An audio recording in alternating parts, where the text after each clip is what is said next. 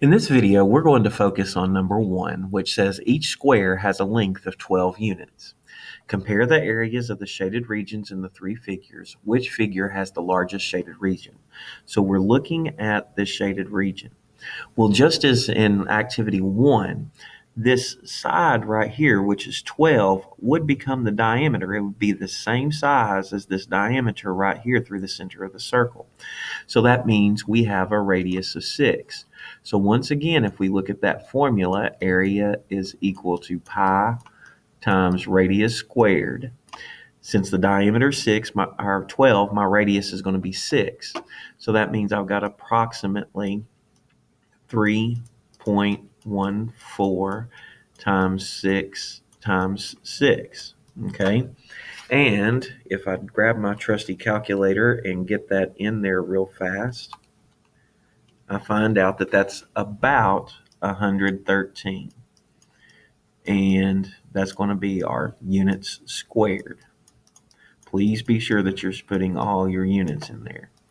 All right, so if I look at this one, I have 2 circles there. So that means now the diameter of each circle would be 6 if this total length is 12. So that means my radius is 3. So I'm going to have, it's going to be approximately 3.14 times 3 times 3. Okay, so if I put that in there, I get 28.3 about. Okay, however, I've got to remember here that I've got 4 of those circles. So I have to multiply that by 4. All right, so if I multiply that by 4, I'm going to get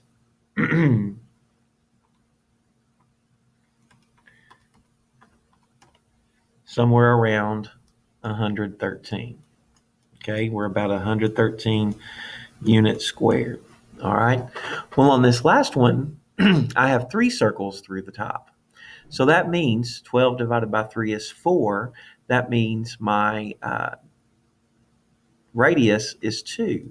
So I have 3.14 times 2 times 2, which I'm going to go ahead and multiply times 4.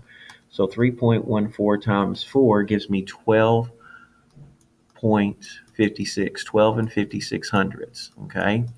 But I have 9 of those circles.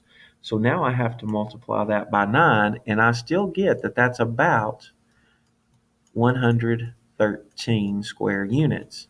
Now, that's the circles. But did you notice that every single one of these was about 113 square units?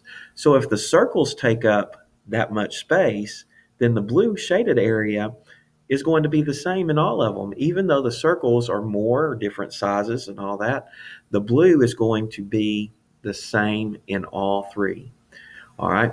Now, remember that you have to find the radius. And if you got multiple circles, all of these have to be 12. So 12 divided by 3 is 4.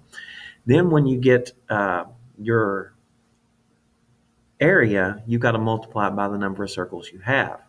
Now, we can be more specific and we can multiply 12 times 12 and we could subtract this, but we would get the same thing in all 3 of them.